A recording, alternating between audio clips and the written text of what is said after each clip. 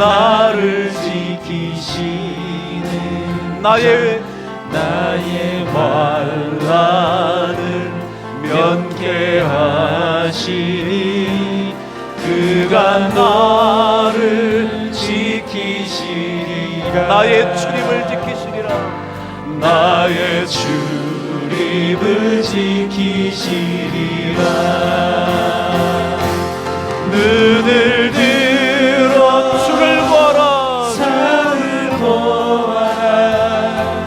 나의 도움 어디서 오나.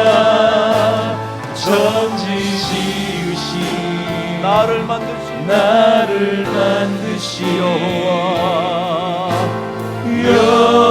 여호와께 다시 한번 눈을 들어 산을 보아라. 눈을 들어 산을 우리 자녀를 생각하시면서 너의 도움 어디서 오나. 천지 지으신 너를 만드신 여호와께로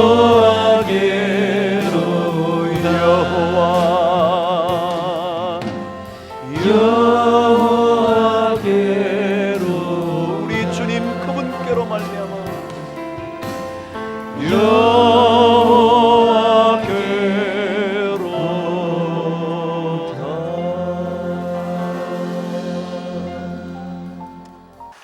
오늘 우리 하나님 말씀 누가복음 19장 11절에서 27절까지 세 번째 말씀 한번 묵상하고 다음 주에 다른 본문으로 넘어가도록 하겠습니다.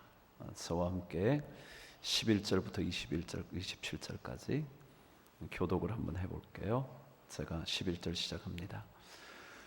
그들이 이 말씀을 듣고 있을 때에 비유를 더하여 말씀하시니 이는 자기가 예루살렘에 가까이 오셨고 그들은 하나님의 나라가 당장에 나타날 줄로 생각함이더라.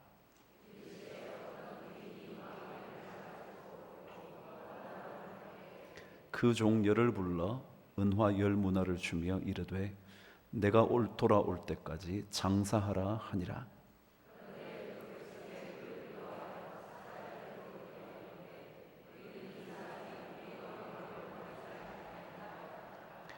귀인이 왕위를 받아가지고 돌아와서 은화를 준 종들이 각각 어떻게 장사하였는지를 알고자 하여 그들을 부르니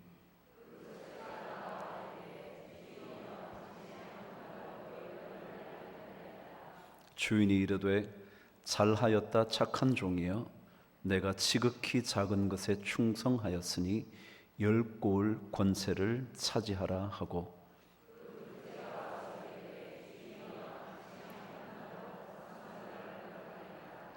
주인이 그에게도 이르되 너도 5고을을 차지하라 하고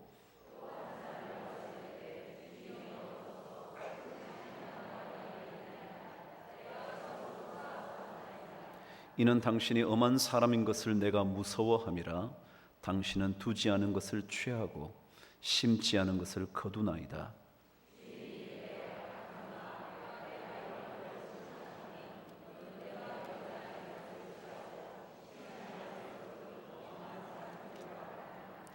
그러면 어찌하여 내 돈을 은행에 맡기지 아니하였느냐? 그리하였으면 내가 와서 그 이자와 함께 그 돈을 찾았으리라 하고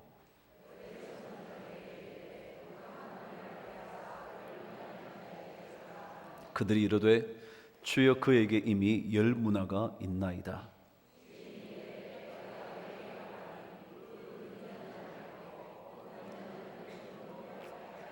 함께 읽으십시다.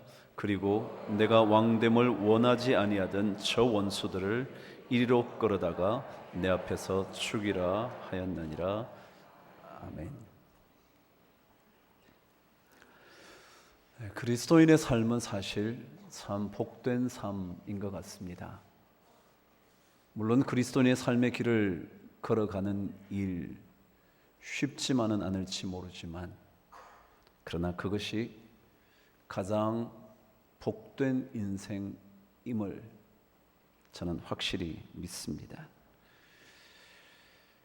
생명을 얻고 사는 인생보다 더 멋진 인생이 어디 있겠습니까?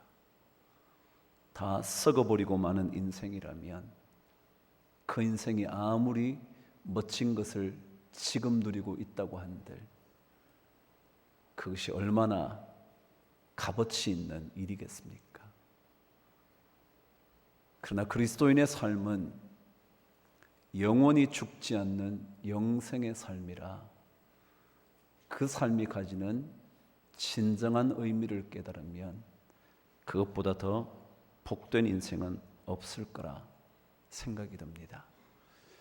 그래서 성경은 끊임없이 그리스도인의 삶의 길이 얼마나 복된 것인지, 그리고 그 복된 길을 걸어가려면 어떻게 해야 하는 건지 지속적으로 제시하고 있습니다.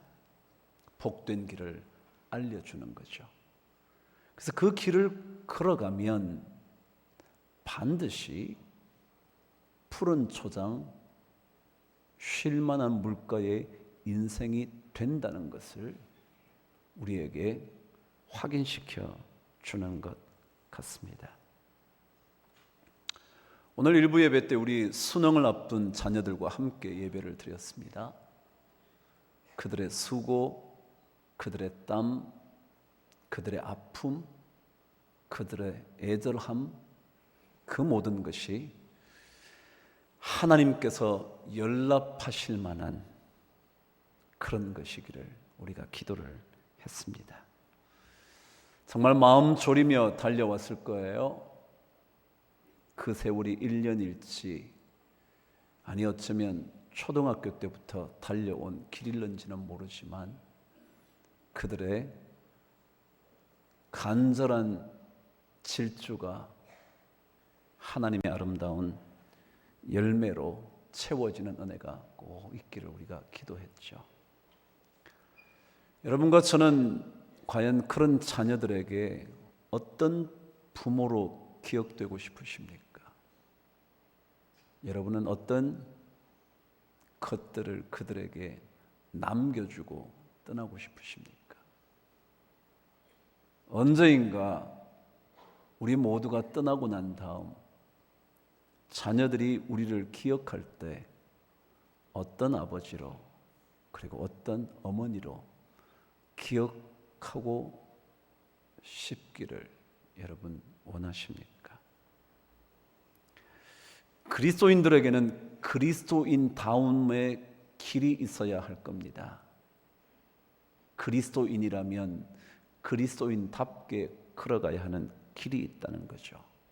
그래야 그리스도로 말미암아 구원받은 자들의 길이 무엇인지를 주변 사람들이 알게 되지 않겠습니까?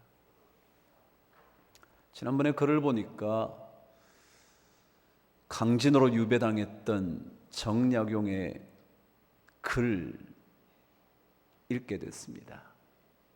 흔히 여러분 듣게 되신 하피첩이라고요. 거기에 두 아들에게 보내었던 편지 내용 하나가 적혀져 있었습니다.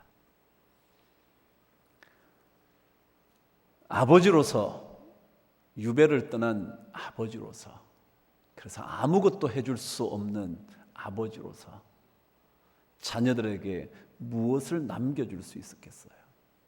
근데 그 글은 이렇게 되어 있었습니다. 나는 너희에게 농장을 남겨줄 수 있을 만큼의 벼슬을 하지 못했지. 그러나 삶을 넉넉히 하고 가난을 구제할 수 있는 두 글자가 있어 너희에게 남겨주노니 이를 결코 소홀히 여기지 말아야 할 것이니라.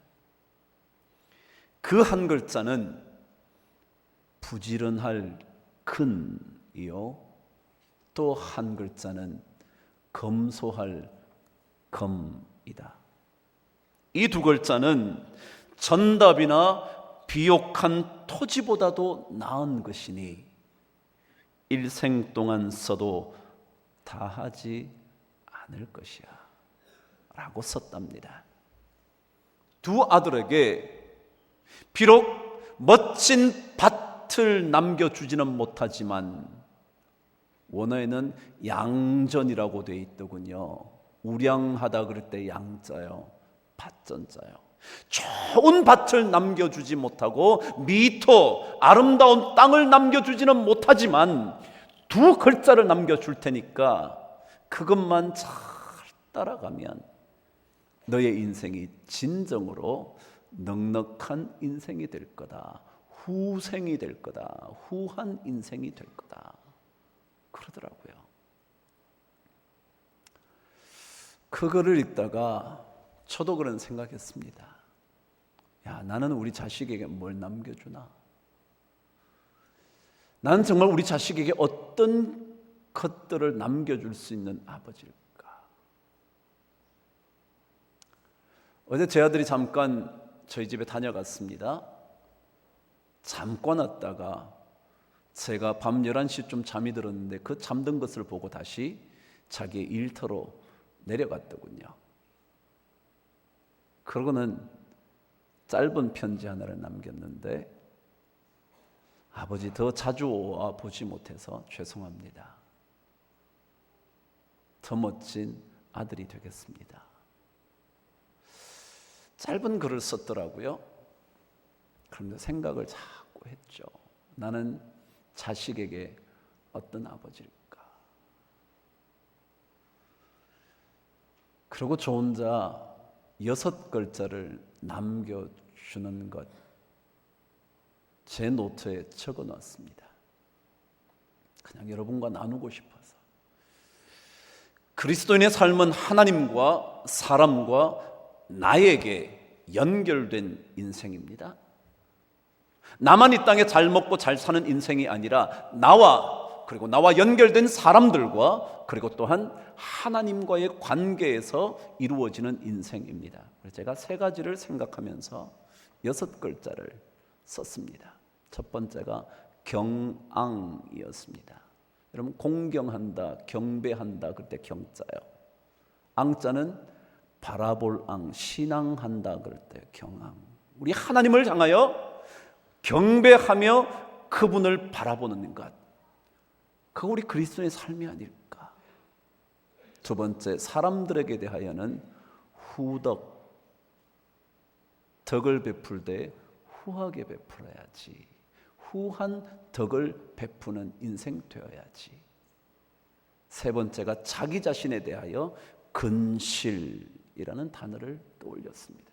부지런하게 열매 맺는 인생이 되어야지. 그냥 저 혼자 적었습니다. 그래요, 제 자식에게 남겨줄 유언이 아니라 저희들이 살아가야 할 그리스도인의 삶의 길이 아닐까 생각이 된 거죠.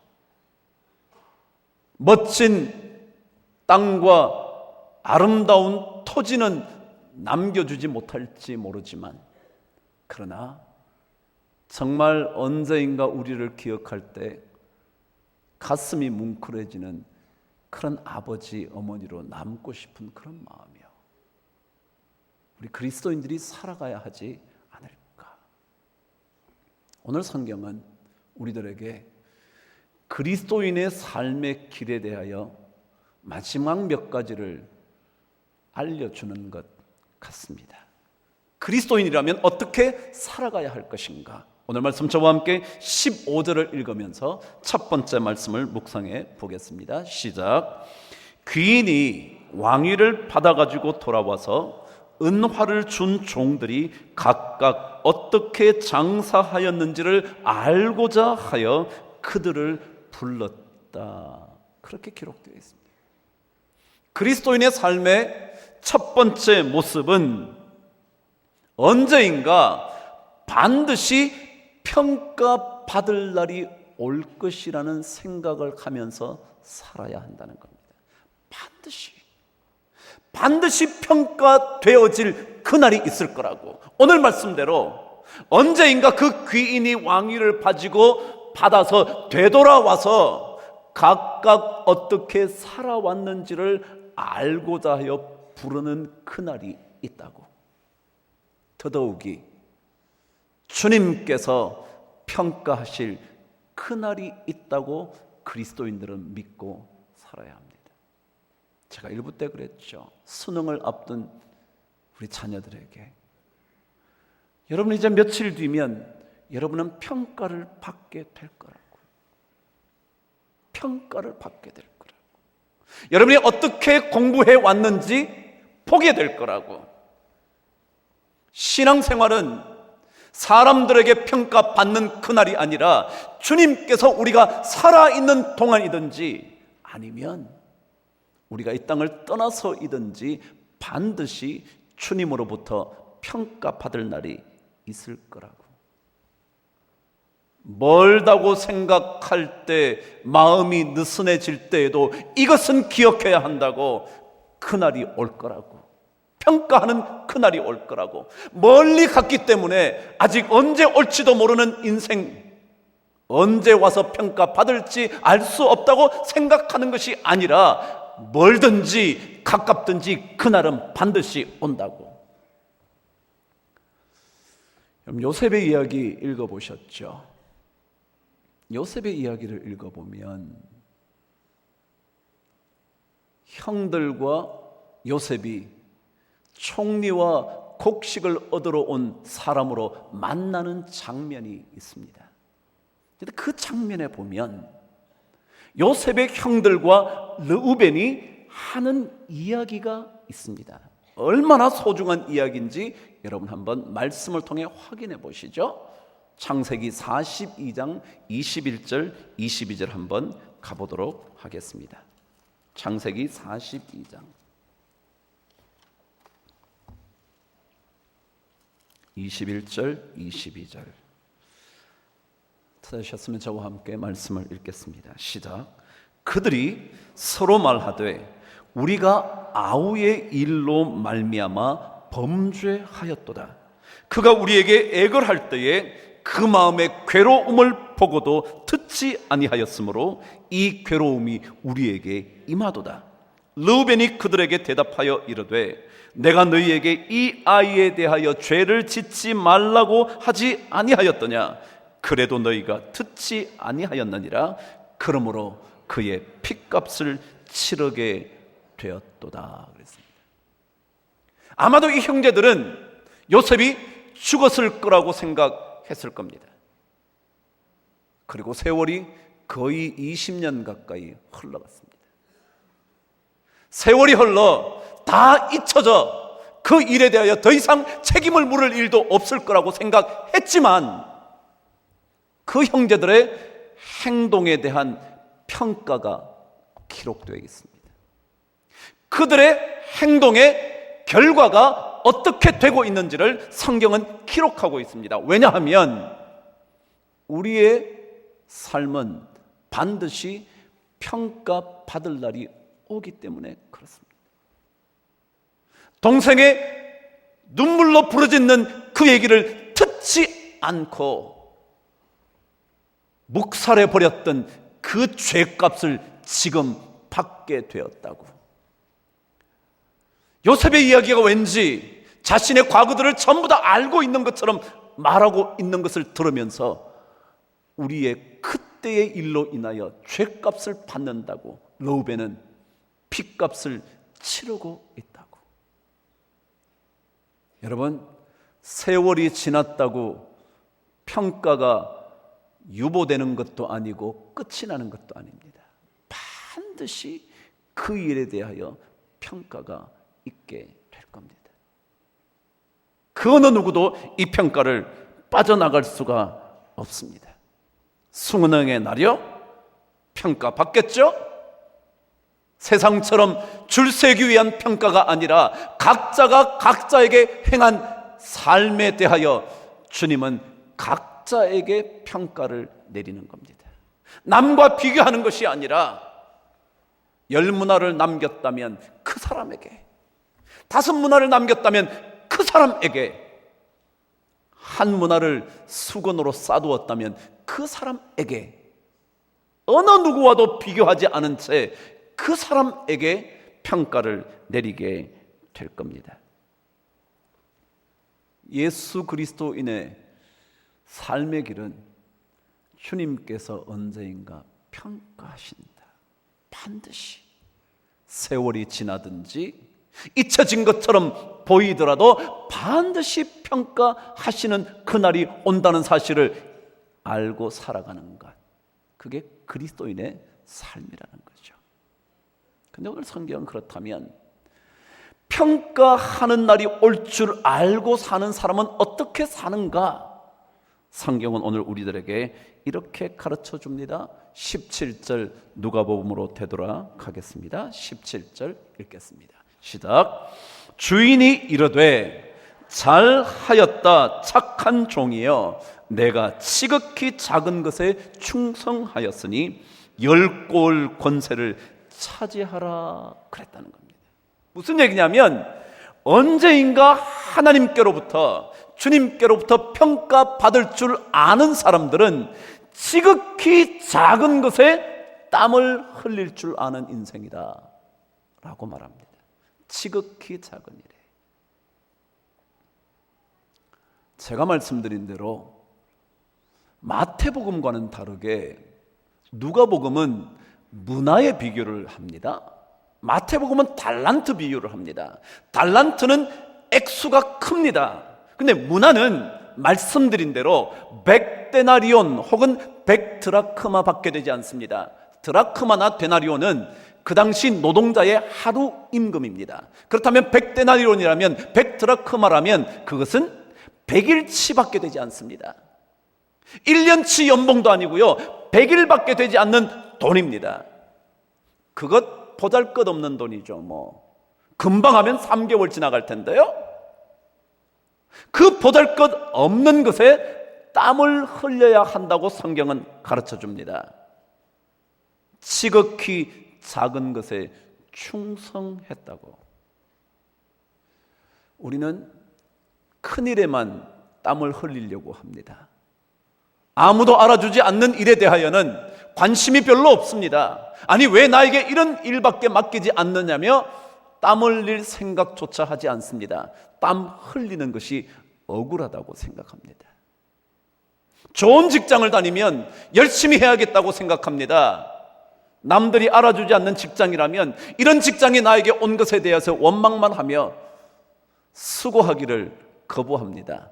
그냥 대충 시간만 때우면 되지 생각합니다. 제가 수능을 앞두고 있는 자녀들에게 그랬습니다. 여러분이 다 좋은 대학 가기를 원하지만 좋은 대학 가지 못했다 할지라도 좋은 대학이 아닌 그곳에서 땀을 흘리는 인생 되어야 한다고.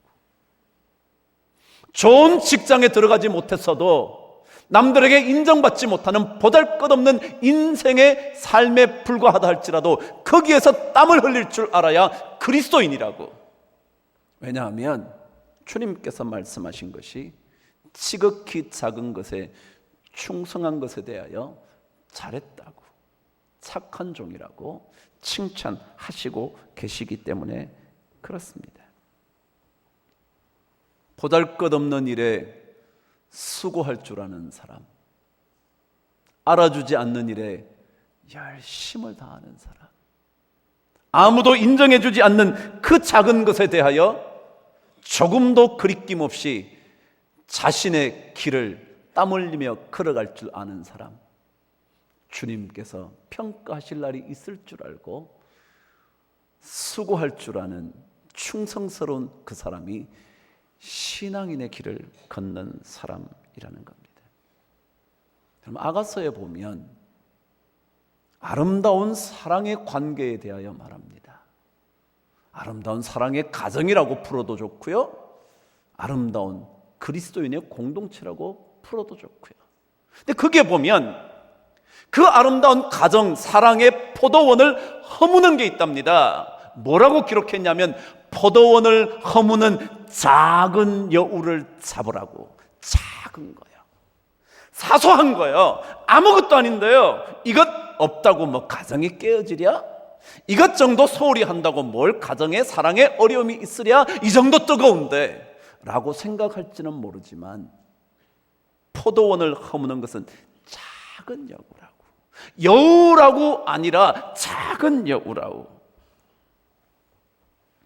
요즘 황혼이혼이 참 많아진답니다.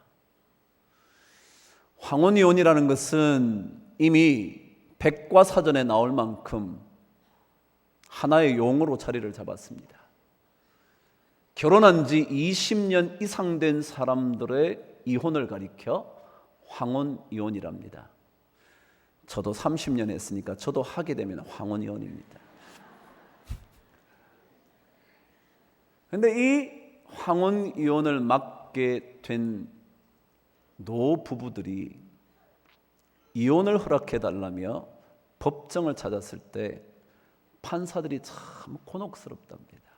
왜요? 여러분 아시는 대로 판사 40, 50대 되면 거의 다 물러나죠.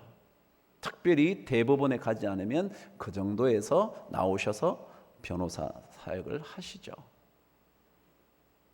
40, 50대밖에 되지 않은 판사들이 60, 70을 넘은 어르신들이 이혼을 하게 해달라고 말할 때 뭐라고 훈계하기가 어렵다는 겁니다. 그렇지 않겠어요? 젊은 사람이 어르신에게 그렇게 하면 안 된다고, 이렇게 해야 된다고 그렇게 말할 수도 없고, 뭐 내 자식이 있는데 라고 말할 것도 아니잖아요. 참 곤란하다는 겁니다. 근데 최근 기록을 하나 보니까 한 여인이 이혼을 요구하면서 이런 얘기를 했다는 겁니다. 판사님도 언제인가 제 나이가 되면 이런 마음을 이해하실지 모르겠다고. 그러면서 이 남편 외도를 한 것도 아니고 나에게 돈을 벌어다 주지 않은 것도 아니라고. 그런데 이 남자는 집에 들어오면 말 한마디 제대로 하는 법이 없다고. 이제 우리 아이들이 다 장가 시집을 가고 나니 우리 둘밖에 남지 않았는데 그 가정의 정적을 견딜 수가 없다고. 여러분, 말 한마디요? 아무것도 아니죠. 뭐 한들 안 한들 뭔 상관이겠습니까? 몇 마디 더 한들 안 한들 뭔 그리 차이가 있습니까? 아닙니다. 그 작은 말 한마디가 이 가정을 그만두어야겠다고 생각하게 되는 요인이 될 수도 있다는 겁니다. 작은 거예요. 아무것도 아닌 것 같은데, 그게 별것 아닌 것 같은데, 그 말 없는 그 끔찍한 정적 때문에 자기는 더 이상 결혼 생활을 일구어 갈 수 없다고. 나를 제발 새롭게 살게 해달라고. 여러분, 그랬다네요.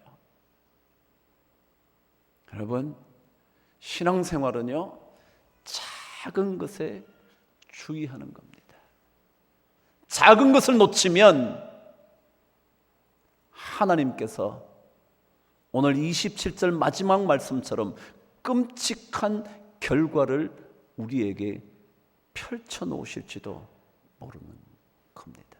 그래서 성경은 지극히 작은 일에 내가 충성한 것에 대하여 잘했다고 주님은 말씀하시는 겁니다. 범죄학에서도요, 여러분 몇 번 들으셨던 얘기겠지만 깨어진 유리창의 법칙이라는 게 있습니다. 그 깨어진 유리창의 법칙은 뭐냐 하면, 어느 건물에 유리창이 하나가 깨어졌어요. 근데 그것을 보수하지 않고 가만히 놔두면 그 건물은 완전히 폐허가 된다는 겁니다. 왜냐하면 범죄를 저지르는 저기 마음대로 해도 되겠군. 깨진 유리창 하나가, 그대로 방치된 유리창 하나가 전체 건물을 완전히 폐허가 되도록 만들어 버린다는 겁니다. 작은 건데, 근데 그거 하나만 잘 갈아 끼워 놓으면 함부로 거기에 들어와서 그 건물을 망치지 못한다는 겁니다. 그래요. 사소한 거예요. 별거 아니잖아요. 아무것도 아니잖아요. 그런데 그것 주의하셔야 된대요.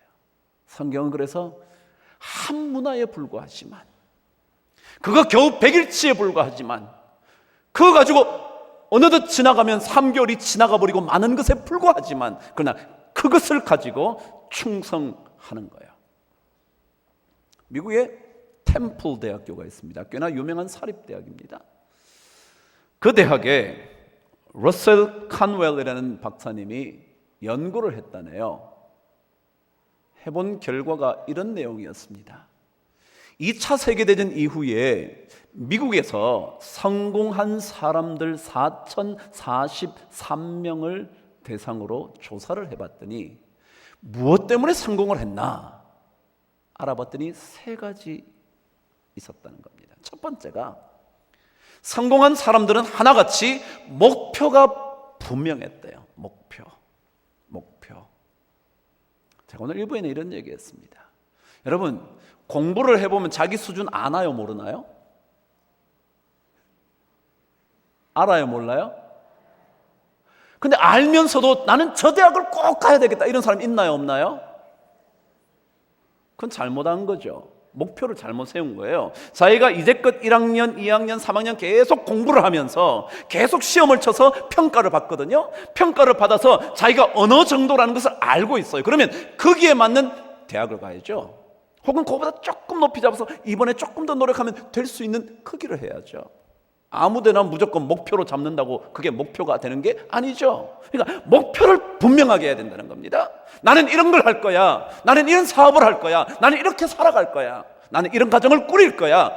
목표가 있어야 된다는 거예요. 두 번째가 뭐냐면 그 목표를 위하여 최선을 다하는 거예요. 그럼 그래요. 오늘 성경에 뭐래? 한 문화를 가지고 최선을 다해서 10개를 남기든지 5문화를 남기든지 한 문화를 남기든지 2문화를 남기든지 최선을 다하는 거예요. 근데 마지막이 뭐냐면요, 3번째가 자신의 부족함을 알고 하나님께 기도했다는 겁니다. 물론 미국이라는 나라가 그래도 기독교의 정신에 기반을 둔 나라니까 그랬겠죠. 그런데 3번째 보니까 자신의 부족함을 알고 하나님께 기도를 해왔던 사람이에요. 우리 그리스도인은 어떤 삶이냐면요, 비록 받은 것이 어떤 것이든지 간에 땀을 흘리는 최선을 다하면서 나의 부족을 주님 앞에 맡기며 기도하는 거예요. 그러고는 점점 더 작은 일이지만 최선을 다하는, 그럴 때 잘하였도다, 착하고 충성된 종이라는 그런 평가를 얻게 된다는 거죠. 여러분, 작은 거, 남들이 알아주지 않는 그런 일, 남들에게 말하기조차 부끄러운 그런 일, 남들에게 자랑할 거리는 전혀 없는 그런 대학, 그게 문제가 아니에요. 그럼에도 불구하고 그 자리에서 땀을 흘리는 지극히 작은 일에 충성하는 그 삶이야. 그게 바로 그리스도인의 삶의 길이라는 겁니다. 오늘 결론은 우리에게 이렇게 말합니다. 자, 이런 인생을 살아갈 때 우리가 이런 확신 하나가 있어야 한다는 겁니다. 그게 바로 오늘 성경 26절 나온 말씀입니다. 저와 함께 읽겠습니다. 시작. 주인이 이르되 내가 너희에게 말하노니 무릇 있는 자는 받겠고 없는 자는 그 있는 것도 빼앗기리라. 이 얘기를 저는 읽으면서 그래, 주님은 우리의 삶이 더 풍성해지기를 원하시는 인생이라는 것, 이것을 그리스도인들이 가슴에 품고 살아야 된다는 거예요. 내가 지금 이런 인생을 살지만 더 풍성한 인생을 주님은 원하신다는 것을 인식하고 꿈을 꾸면서 살아야 한다는 겁니다. 내가 이 정도밖에 안 되니까, 나는 이 정도밖에 되지 않으니까, 나는 이렇게밖에 살아오지 못했으니까가 아니라 지극히 작은 일에 충성하면서 동시에 꿈을 꾸는 거예요. 하나님은 우리의 인생이 훨씬 더 풍요롭게 되어지기를 원하시는 분이구나. 있는 자는 더 받게 될 거다. 땀을 흘리는 순간 하나님은 더 공급하여 주실 거라는 것을 꿈꾸며 소망을 품고 사는 거예요. 그 예수 믿는 사람이에요. 오늘 말씀 여러분 보셨습니까? 열 문화를 남긴 자에게 주님께서 뭐라고 말씀하셨냐면, 네가 열 문화를 남겼구나, 내가 너에게 열 고을을 다스리는 권세를 주겠다고. 여러분, 열 문화밖에 안 남겼는데 주님이 열 고을을 다스리는 권세를 줬대요. 다섯 문화밖에 못 남겼는데 하나님께서 다섯 고을을 다스리는 권세를 주셨대요. 여러분, 하나님은요, 우리 인생이 다섯 문화에 멈추기를 원하지 않아요. 다섯 문화가 다섯 고을이 되기를 원하고요, 다섯 고을이 다섯 나라가 되기를 원하시는 거예요. 그래서 요한복음 10장 10절에 내가 온 것은 양으로 생명을 얻게 하고, 그 다음 뭐예요? 더 풍성하게 얻게 하려 함이다. 그 주님 오신 목적이 뭐냐면요, 우리 삶이 여기에서 이렇게 사는 것, 나는 배운 게 없으니까, 나는 학교도 보잘것없으니까, 나는 직장이 이 정도밖에 안 돼, 그게 아니에요. 하나님은 더 풍성하게 만들어 주시기를 원하신다는 것 우리가 기억해야 돼요. 그래서 예수 믿는 사람은 절망이 없어요. 절망이 있을 수가 없어요. 아니, 없어야 돼요. 작은 일에 땀을 흘리면서 하나님께서 우리에게 주신 소망을 품는 거예요. 그럼 예수님 믿으시고 삶에 넉넉함이 생기셨습니까? 세상을 바라보는 시각이 조금 더 후덕해지셨습니까? 아니면 세상 사람들과 똑같이 나는 양전과 미토가 없기 때문에 나는 이런 인생밖에 되지 않는다고 생각이 드시나요? 아니면 예수님 때문에 여러분 삶에 또 다른 기쁨이 있으신가요? 저 오늘 여러분과 함께 이런 찬양을 드리며 말씀을 마치고 싶네요. 오늘 우리 찬양을 불렀어요. 주 안에 기쁨 누림으로 마음에 풍랑이 잔잔하니. 여러분, 하나님 때문에 풍랑이 잔잔해지는 그런 삶의 경험을 해보시나요? 그렇지 않고서야 우리가 예수 믿고 풍성해진 게 뭐가 있나요? 그래, 처음부터 말씀드렸지만 기껏 돈 좀 더 남겨주는 거요? 기껏 자식에게 집 한 채 물려주는 거요? 그런 거 말고요, 훨씬 더 풍요로운 그런 거예요.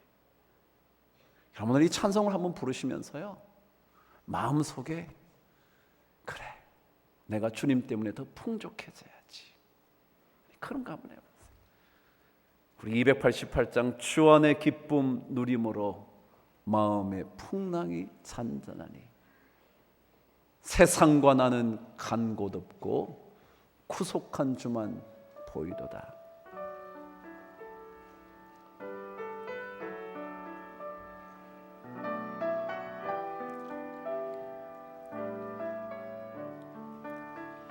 주 안의 기쁨 누림으로 마음의 풍랑이 잔잔하니 세상과 나는 간 곳 없고 구속한 주만 보이도다.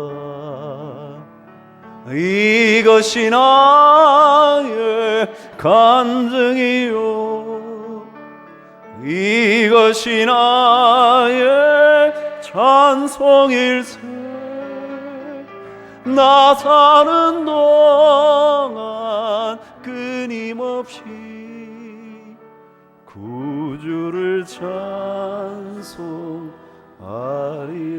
온전히 주께 맡긴 내 영, 온전히 주께 맡긴 내 영, 사랑의 음성, 사랑의 음성을 듣는 중에 천사들 왕래하는 것과 하늘의 영광 보리로다. 이것이 나의 간증이요, 이것이 나의 찬송일세.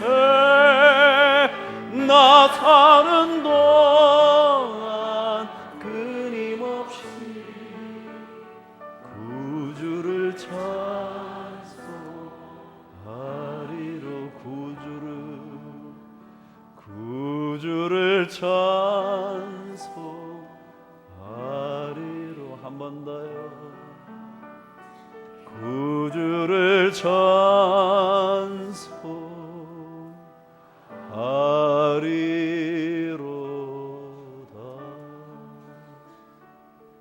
여러분 한번 눈을 감아 보시겠습니까? 여러분, 예수 믿고 사는 삶 쉽지만은 않죠. 어쩌면 더 큰 갈등의 시간들이 많을지도 모르죠. 기도에도 응답되지 않는 삶 때문에 가슴 시린 날도 참 많죠. 그러나 여러분 기억하십시오. 아무리 보잘것없는 인생을 살아도 그 인생에서 주의 평가하실 날을 생각하며 땀 흘리는 인생이 되기만 한다면 주님은 언제인가 반드시 풍성하게 채워주실 줄 저는 믿습니다. 요셉을 팔아버렸던, 그래서 죽임을 당했다고 생각했던, 그래서 모든 것이 잊혀졌고 끝나버렸다고 생각했던 그 형제들에게 어느 순간 다가온 평가의 시간, 우리에게도 똑같이 있다는 것 기억하시면서 작은 일에 충성함으로 주님께서 주실 풍요로운 인생의 주인공 다 되도록, 그래서 주님 때문에 기쁨을 누리는 인생 되어 세상 보는 눈이 달라지도록, 그래서 세상 사람들과 우리의 길이 전혀 다르다는 것 그들이 보아 알 수 있도록 그런 멋진 인생 살아가도록 은혜 주시기를 간절히 바랍니다. 하나님 아버지, 잘 살고 싶어서 예수 믿는데 돈 잘 버는 것 가지고만 잘 산다고 생각지 말게 하시고 주님께서 가르쳐 주시는 그 길을 따라가 정말 좋은 신앙인의 길, 자녀들에게, 주변 사람들에게 모범으로 남길 수 있도록 축복하여 주시옵소서. 그래서 주께서 우리에게 더 풍성케 하시는 열문화에 불과한 인생을 10고을을 다스리는 권세의 인생으로 만들어주시는 체험을 우리 모두가 반드시 할 수 있도록 은혜를 베풀어 주시옵소서. 우리 모든 성도들에게 그런 아름다운 열매가 넘치게 되기를, 특별히 수능을 앞둔 자녀들에게 그 은혜가 넘치기를, 수능을 앞두고 간절히 기도하는 부모님과 가족들, 할아버지 할머니들, 그들 위해 이 놀라운 은혜가 넘치도록 하여 주시기를 우리 주님 예수 그리스도 이름으로 기도드리옵나이다. 아멘.